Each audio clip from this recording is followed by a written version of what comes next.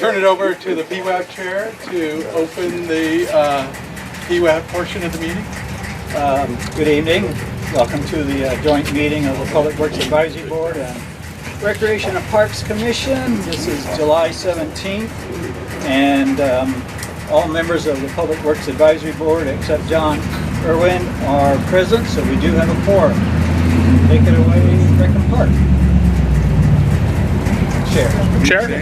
Chair, yeah. We'll do the same. Just open up the Chair. Welcome everybody to TV next week.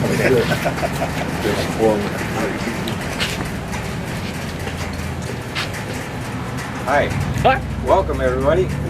I'm Kevin Carroll. This is the Rec and Parks Commission. We have a quorum of 3 and we're starting our meeting on a tour of Morro Bay Parks. Thank you. It's official now, thanks.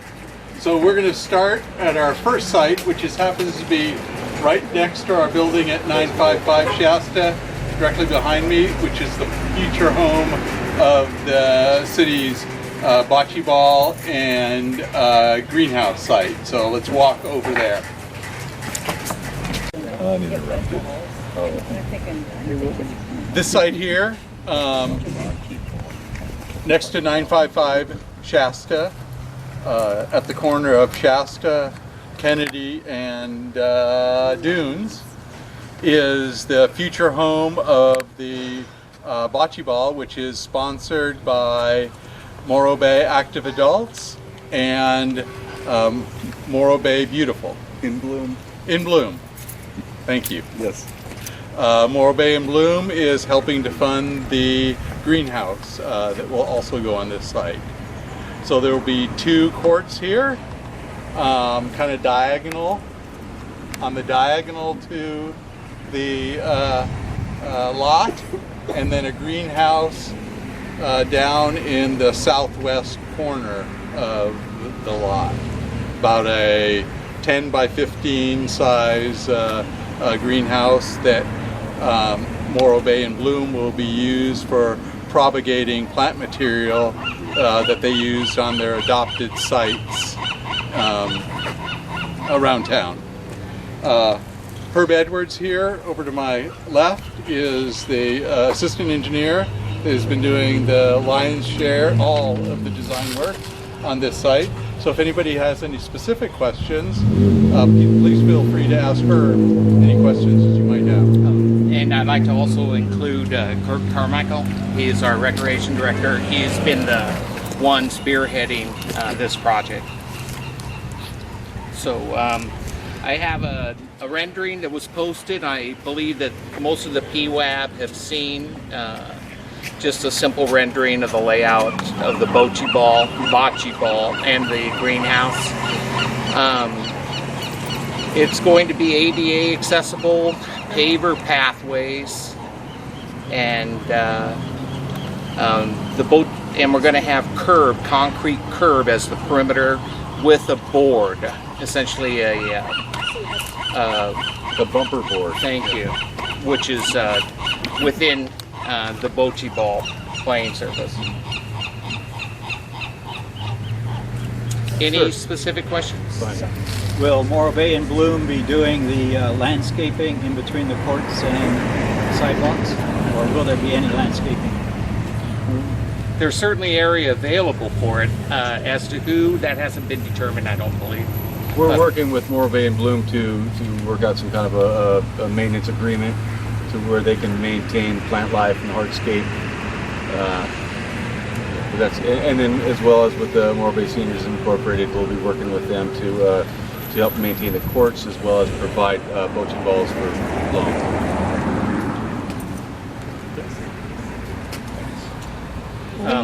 Sorry, please. Do you have any approximate date of when this will get started? That's just what I was thinking. I'm so sorry. And we recently have, I'm not certain of the dates. Maybe Rob can answer that. So this will go out to bid within the next couple of weeks. We'll let it percolate in the contracting community, probably give them a month to bid on it. We'll go through the contracting portion of that work, and probably won't take more than a month to actually construct this. So I would say sometime this fall we'll have something here that will be available for use. One other idea that regarding the greenhouse, I guess we're applying for a grant, or the Morro Bay and Bloom is, so the greenhouse may be at a subsequent date, depending upon when that grant monies become available. Does the city also have any kind of yard greenhouse in their yard that they might use? Would this be supplemental to that, or is this the only greenhouse for This would be Morro Bay and Bloom's greenhouse. Their greenhouse, Their but greenhouse. wondering- We don't own a greenhouse. We typically buy just by? plant material that we're using for various landscaping, or take cuttings, replant plants that to a more suitable site is how we generally propagate.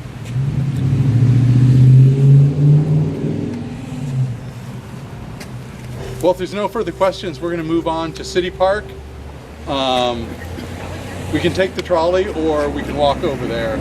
I'll leave it to you. Those that want walk. to trolley? Yeah, we can walk. People that haven't- You can stand if you want, but always. Random. All your guys. Welcome to City Park and the home of the main Morro Bay transit stop. And turn it over to Jean Burlingame, who's going to talk about our transit hub study. So last year we received a grant from the Council of Governments to do a study of our what we're calling our transit hub. We have not just our local transit services, the year-round bus, along with the trolleys that are seasonal, but we also have the regional transit system who provides connection to outside of Morro Bay. And we also have the school district. I think they're Now we're a little too far out to walk to our next stop. Morro Bay Foundation sells the sells it. And then we split the revenue with them. We have a cost sharing agreement. You have a lot of signs up here.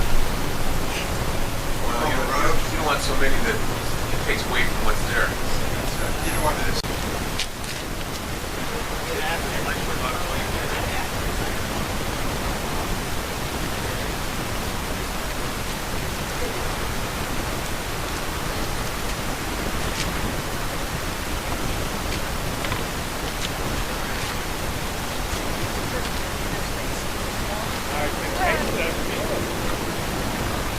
Well, that was quite a focus meeting. Rob, you did a great job on that, by the way. At 10 o'clock? At 10 o'clock. And we had over 7,000 people watching that one. A lot of it was Oceanic News, but we didn't lose many after that. Why don't we walk up to the boundary of the site so we can, there's some flags that have been placed up there showing the property boundaries, and we can probably see them.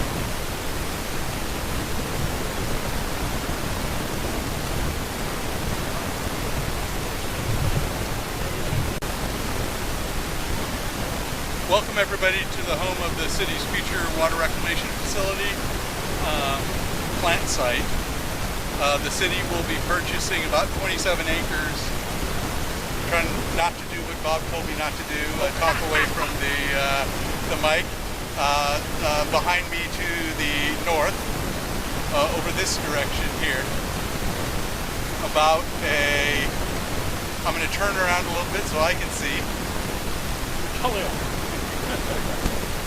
A little bit beyond that little rise that goes up to the northeast area will be the actual plant site. The city is purchasing about 27 acres. About between 10 and 15 will be used for the active plant site itself, and the rest will be preserved as some ag buffer area and a site for some future solar to offset electrical use at the plant site. The city will need to construct an access way up this dirt road we just walked up, so there will be a road and utilities brought up to the site. On the site, there will be a operations building, a maintenance building, and then the treatment plant infrastructure, which will consist of a membrane bioreactor, advanced oxidation facilities, and reverse osmosis that will treat the water to a level that can be injected into the ground in the Moro Aquifer, which is about 3 miles to the northwest of us here. So pipelines will come from near the existing plant site, come up the bike path adjacent to the power plant and PG&E, get onto Quintana Road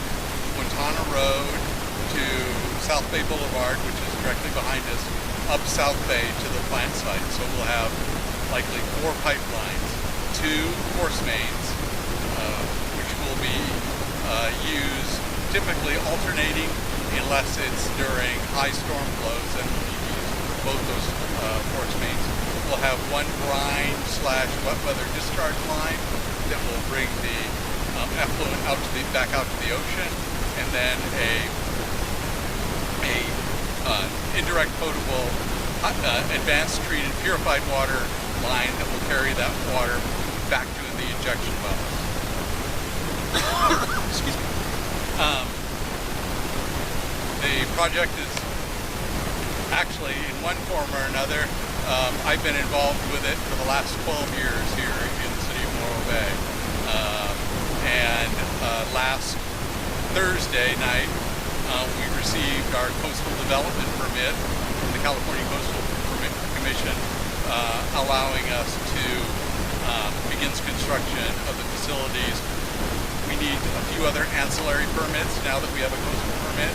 So, as you can see, there is a drainage over here to the northeastish area here. We'll need the Corps to make a determination on that. We don't plan on getting into it, but they have the right to make a determination. And then we'll need a permit to cross Morro Creek with a new pipe bridge at about where all the other existing bridges are. So there's the freeway crosses there, Main Street crosses there, the bike path crosses there. We'll be building a new pipe bridge in between the bike path and the freeway. Any questions you might have on it?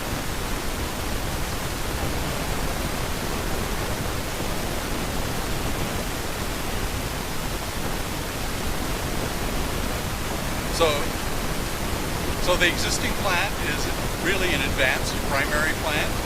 It met the permit requirements when it was constructed. It no longer meets current secondary discharge requirements. We're operating under what is known as a 301H waiver issued by the EPA that allows us to discharge less than secondarily treated water to the ocean.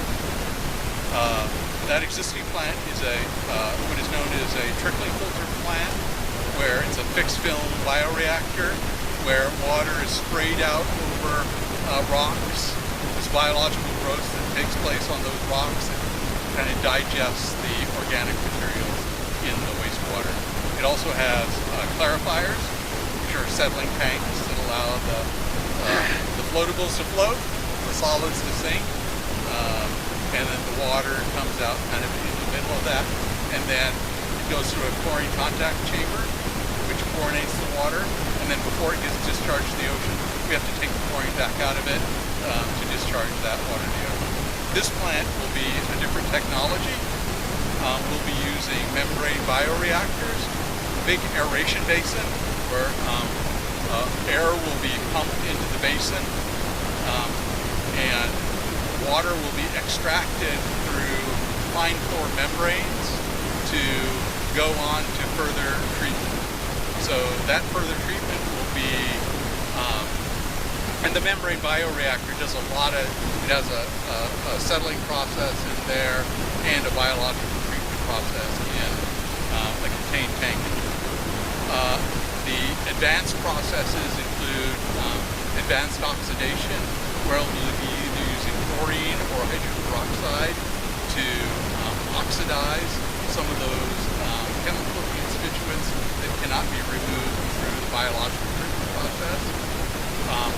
UV, ultraviolet, will be used for disinfection, and RO, reverse osmosis, will be used to get the smallest particles and dissolve solids out of that water before it can be injected back into the ground, where it will be in the ground a minimum of 4 months before it gets extracted from our existing drinking water wells and we drink that water.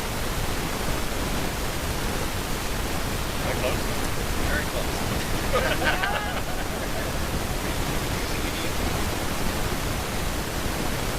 No. I can't think of very much ozone from. Yeah,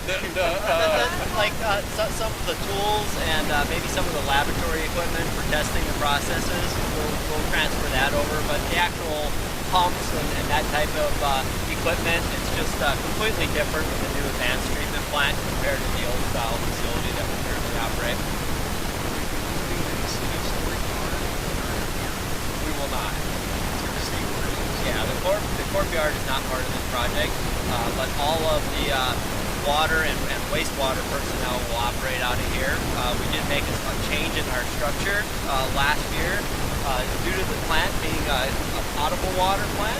At the end of the process, it takes not only wastewater treatment plant operators but also water treatment plant operators to operate these types of facilities. So all of our operators are trained in both disciplines, water and wastewater, so they will all operate out of this facility. Hard to notice that utility corridor here. Is that a pipe for the power plant? No, that is the Whale Rock pipeline. So Whale Rock Reservoir, which is adjacent to Cayucas, that supplies water for San Luis Obispo.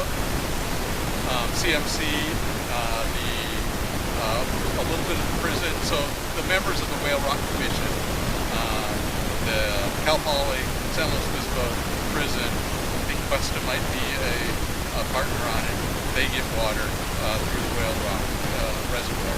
So it goes to a treatment plant off of Stenner Road near Cal Poly. The city of San Luis Obispo operates a water treatment plant there. And this is a raw water pipeline. There's another pipeline behind us there that you can't see, which is called the Chorro Valley Pipeline. That brings treated state water into Morro Bay and ends up in our Kings tanks, which are up on the state park property at Morro Bay State Park.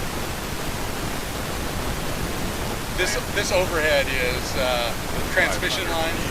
Yeah. Probably 300 kV. There's where their power is.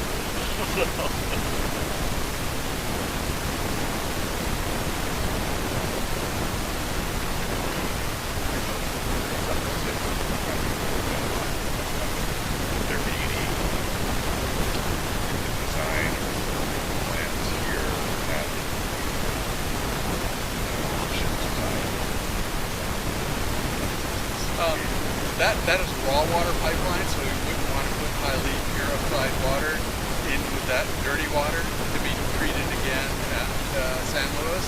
And we can't really we don't have a water treatment plant to treat that water here. Back when the Whale Rock Commission was envisioned, in the 50s, Morro Bay had an opportunity to become a member of the Whale Rock Commission and opted not to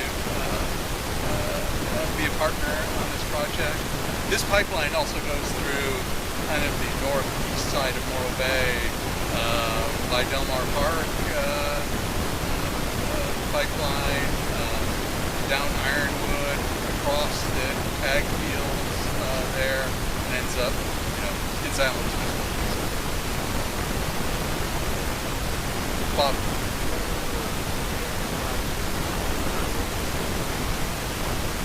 Not legally. Physically, could you drink it and not suffer any health effects? Probably.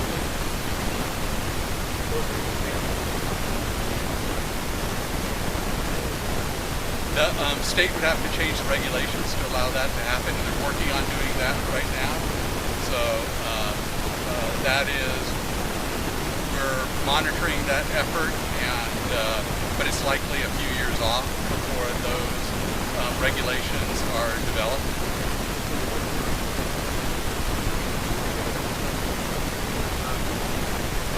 But they also put that water back into the ground before they actually drink it. There's no direct connection between their advanced treatment system and their water supply.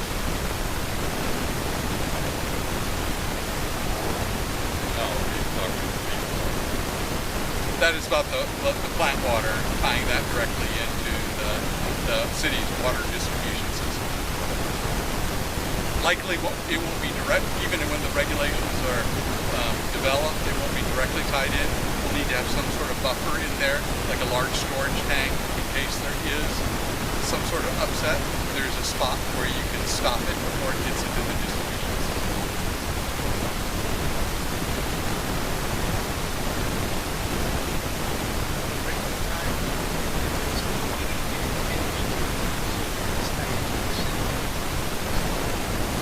We have until March 23,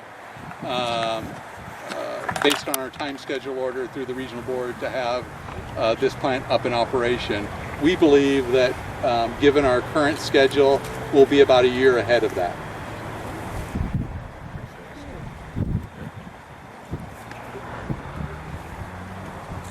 All right. And just as another reminder for everybody, the rates that are funding all this go into effect as of this month, and you'll see them on your August, the bill that will come to you in the first part of August. So there will be a significant increase in that bill. Just remember, the folks at our public counter that accept those bills, they're the messengers, and Don't kill the messenger. don't kill the messengers. Be kind to the folks that are, there's other folks, myself, city manager, that are the ones to come to with questions, complaints. But we're trying to treat everybody with respect. So, Rob, it's in addition to the $41 surcharge, you have that The last year. raise from that 5-year Yes, correct. increase, right? So it's going to be more than $41. It'll be more. It'll be somewhere.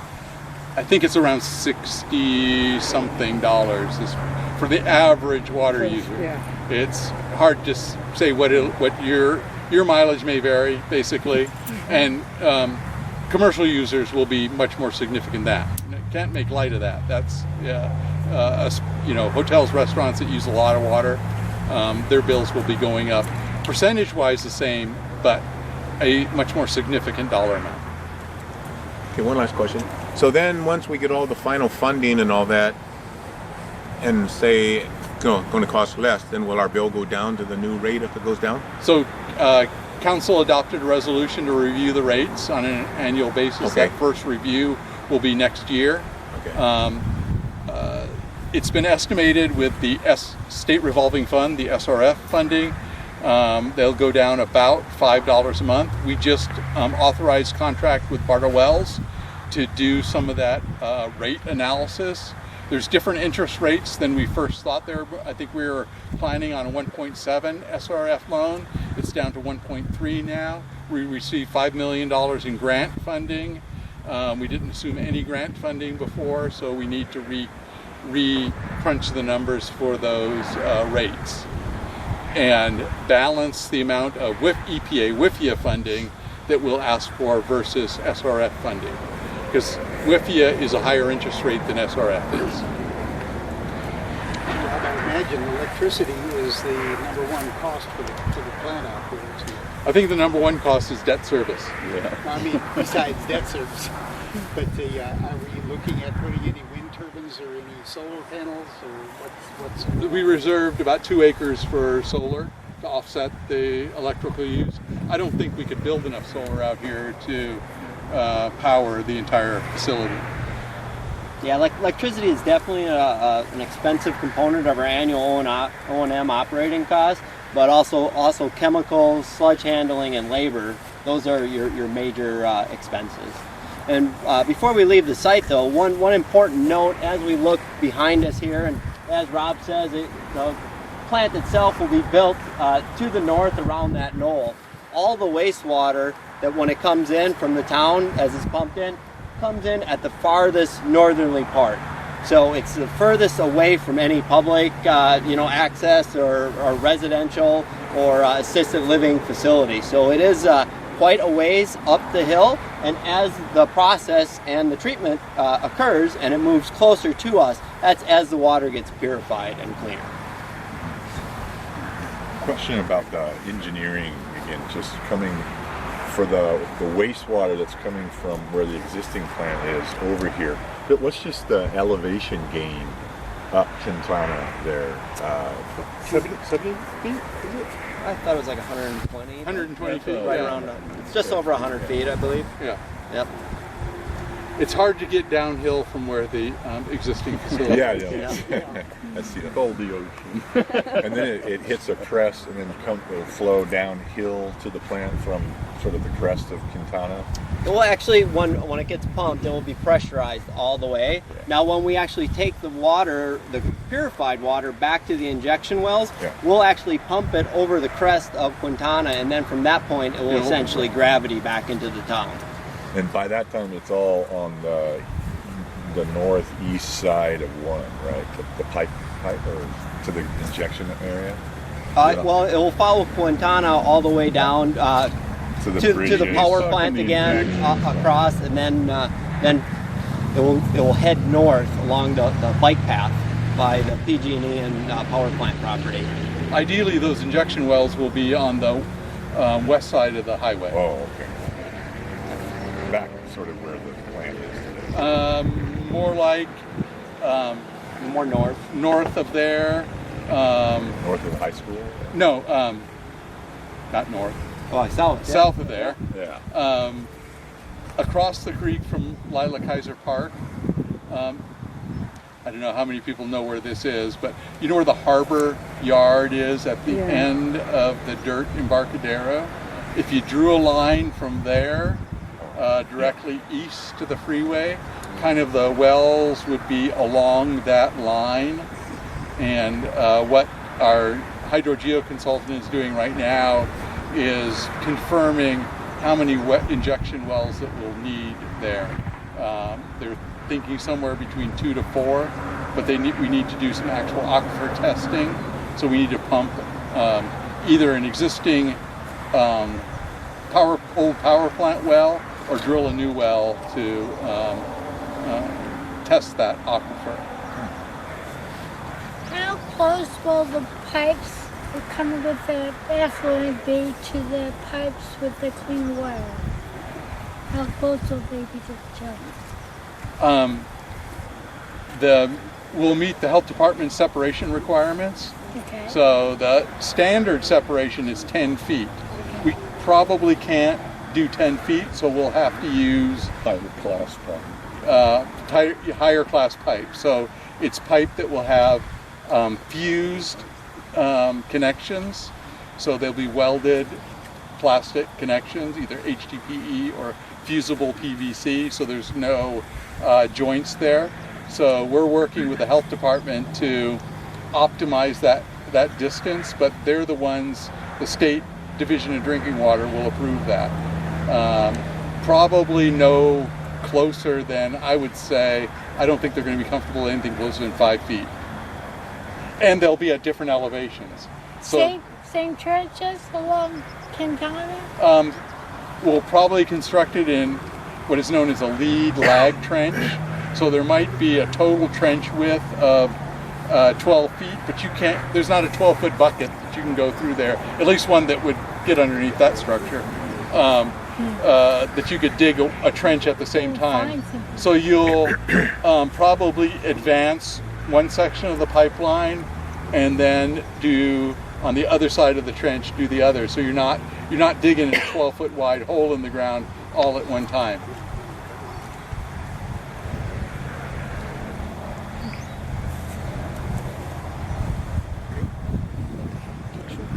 I think we're going to get back on the trolley now and head to Cloisters Park.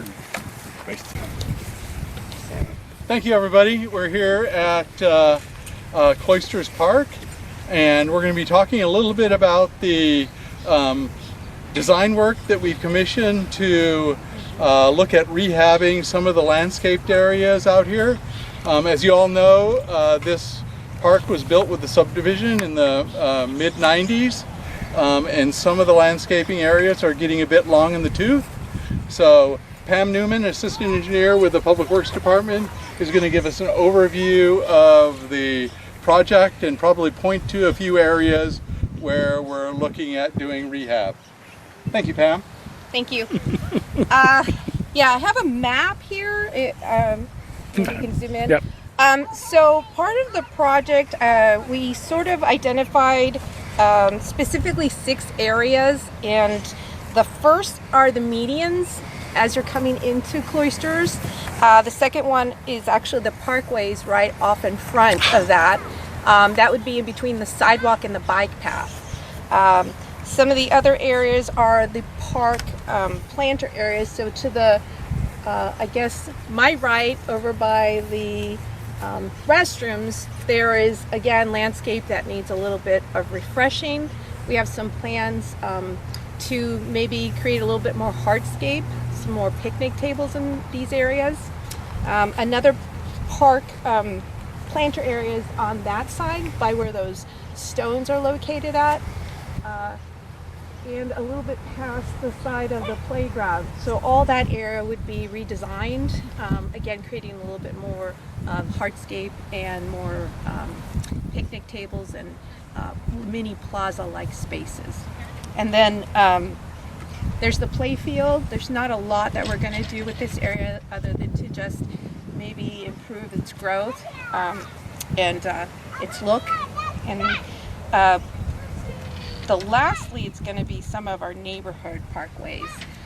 So that's what we're proposing, and we're looking at finishing up basically a study that was done by Oasis Landscape Architecture, and our next step is to finalize that and implement starting construction documents to go into installation, primarily focusing on the medians and the frontage of Coral Street. One additional area that we're looking at improving with this study is that area that's right along the freeway. You can see where they scraped the soil from to basically raise the pad elevations of these homes to take them out of the floodplain. You'll see some rilling along there as waters run down from the freeway and cause some erosion. So one of the ideas would be to strategically place some boulders in there to stop the rilling, and then to plant those with some lower shrub materials. So one thing, we cannot screen the views from the scenic highway, so you have to be able to look. We couldn't put a row of trees along there. The other thing is, anything we do in this park, in this development area, we have to maintain. There's a height restriction in here put on the project by the Coastal Commission. So we tell the trees that they can't grow taller than 14 feet where they're adjacent to one-story homes, and 20-something feet where they're near two-story homes. So we're looking at lower growing trees to replant in those areas. This project we presented to the Public Works Advisory Board a couple of meetings ago. We held a neighborhood meeting out on site. We're organizing a meeting with our maintenance staff. Then we'll take all those comments back to deliver those back to Oasis to make the modifications to the preliminary plans or the study. Any questions about the study or the park area in general? In an earlier version, there was sort of an event center that was being created. Is that still in the works, or has that fortunately been mixed? We are trying to find alternatives to what was originally proposed, that mini amphitheater. Right. Yeah, we got some feedback, and so we're going to work with Oasis to come up with alternatives to that. Good. Now, when I look out there, I see trees that are obviously more than 14 feet. And is there a plan to top those, or what's going on with that? If there are trees outside of the view corridors, they can be taller than 14 feet, but within the view corridors. Unfortunately, many trees grow taller than 14 feet.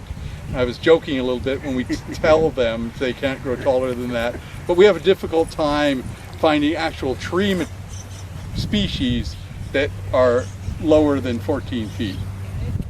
Because topping is not really an accepted method of maintaining trees. If you talk to any of your arborists, they would say topping is basically you're killing the tree.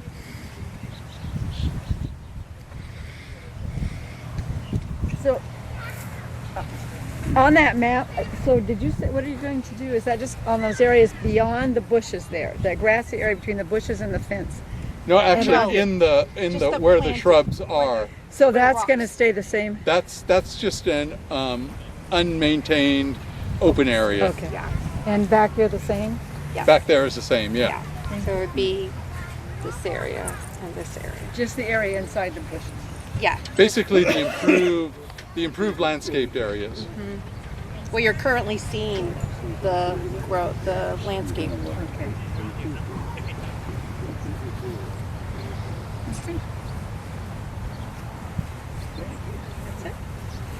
Kirk, do you have anything you want to add about No, Close thank you. Good. Okay. This playground was it going to be, it was just redone a few years ago, right? We You're not We gonna made do some anything. repairs here, and probably taking out a few features that were broken, but it needs some replacement also. This is one of those play structures. I think this is a designated toddler park, maybe, Mike? Is that what 2 to 5 year olds or? And is it appropriate that this is a 2 to 5 year old? We really can't answer that question. As a civil engineer, I don't know the answer to that question. You go second? Yeah. Right. Omit Kaiser this time. No. You mean you heard of project one day? I thought walking That's my bite almost. because I'm looking around.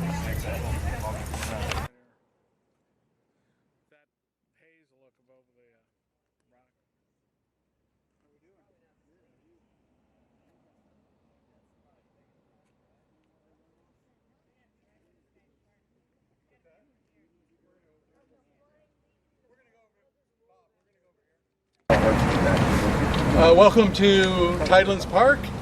We're near the boat rinse-off area, and Damaris Hansen, our environmental programs manager, is going to talk about the new stormwater feature / pocket park that we'll be developing here. Thank you, Damaris.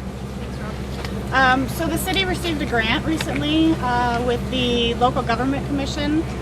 They actually received the grant. We're a party to that grant. The grant is with the National Recreation and Parks Association, and that's how we were able to build this little pocket park. So this park is actually going to be from this little island all the way back, and it'll encompass this whole area right here. So it's not very big. It's a tiny little pocket park. But its main job is to take that water that comes from the boat wash there, and it'll come into here. There's a storm drain right below here. It'll come into here into a bioretention area. We're standing in that bioretention area right now. It'll clean that water, and then it'll send it back out to the bay. A couple years ago, the city had a audit with the regional water board that holds our stormwater permit, and instead of rinsing off the boat, someone was washing a boat, so suds were going into the bay. So we got an illicit discharge violation for that. And it's just something that the city's been looking at for a while to kind of do something with that water, and it'll also treat some of the water from over here, clean up this area. As part of the grant, there's an education component. Hold on a second. There's so much traffic noise behind you, I can't hear what you're saying. Can we shift over by the bus a little bit? I'm so sorry. I want to hear what you have to say, but I can't hear what you have to say. It's like these trucks with diesels are like, that's all I hear. Excuse me for interrupting. So the park will have a stormwater component, and then it'll have a seating area back here, around the seating area, some walkways around it. The park was designed with the education component of it is geared towards seniors. And we met with the seniors group and kind of got some ideas of what they wanted at the park. So we've incorporated those ideas, and that's what you have in your hand. It's kind of the final design of that. Some of their ideas were the bench that they wanted and the directions they wanted, the shape they wanted, the height of the bench. They didn't want a bench that was lower. They wanted a little bit higher. It's easier to get up off the ground with that. They wanted a zen feel, a bunch of, a lot of comments that we tried to incorporate as much of that as we could into that design. The budget is only $57,000, which sounds like a lot, but it goes pretty quick in a design like this. There's going to be some trees involved back here, some cypress trees and some Hollywood junipers that'll go along with it. And then all inside the basin has particular plants in there to help treat, and the soils treat too, to clean up that water before it goes back out into the bay. I can answer any questions you guys have too. The water that goes into the retention, how long does it stay there, and how does it make its way back to the bay? So the pipe, there's a pipe that goes to that storm drain there. It'll be extended this way. The water will come in from the gutter line. It'll be redirected into that basin. It'll soak through the basin, go into that pipe, basically like a French drain type system, go into that, and then it'll connect back out to go back out where it originally went. We're just redirecting it this way for a little bit and then back out. So does the retention pond create some sort of filtering? Yeah, the plants that are in it and the soil media that's in it takes a lot of the pollutants out of it. So it's specially designed just for that. But it's not an open water pond. We're using the plant material and soil and the root structure to treat the stormwater. So there'll be a little bit of Look like a water. slough. Yeah. It's not a lot, and then it goes away quickly. Would you see if somebody had suds on their boat, would you see it coming into the bioretention habitat? Yeah. You would see it. Yeah. I mean, when we were here, we were literally walking down the street, and you could see the suds going down the street, and then we walked right across the street, and there it was all in the bay. Yeah.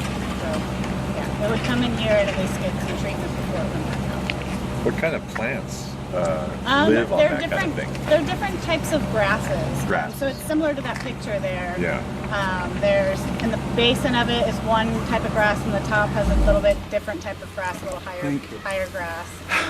But it's just different types of jungle grass. So it's pretty hardy grasses. Yeah. So where they hose the boats off right there, where does that water go? Goes into that valley gutter right there, and goes into that storm drain and goes straight out to the bay. Oh, does it? So it's not going to be involved? It will be. It'll be redirected into this basin. Oh, okay. And then go into the So bay. it's got diesel oil and various other chemicals in there. I mean, it's. So that's why we're trying to give it some treatment before Before it goes back into the bay and makes that funny looking oil sound. Water. On the boat washdown, what's the water that they use? Is that seawater or what? City potable water. City potable water. And it's a coin-operated rinse-off station. So the one good thing is that this will get water almost year-round, and it will get it during the summer because it's highly used in the summertime too. So it'll keep the plants and everything alive in there too. They can live through drought and water and everything, but it's just it'll get year-round water. Is there any sizing requirement, or did you just take the space? No, that had Rick Engineering did all the engineering and design of it. So the basin will be about 700 square feet, and that was designed to capture that water and a little bit of this watershed this way, and to be able to treat that water there. So yeah, they sized it all for that. So it was thought out. Yeah. Sometimes you live with the land you got. Yeah. Well, we were kind of stuck with the small area, but it worked out. And we just got those final designs back from Rick Engineering just a couple of days ago, actually. So we'll start to put together that bid package and then get that out and start building it. Shouldn't take too much longer, I hope. Hope you have something left of your 57,000. Yeah, it's gonna be tight. We'll see. So this project should make the bay cleaner, shouldn't it?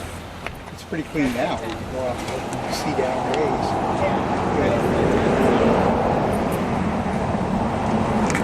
Any other questions?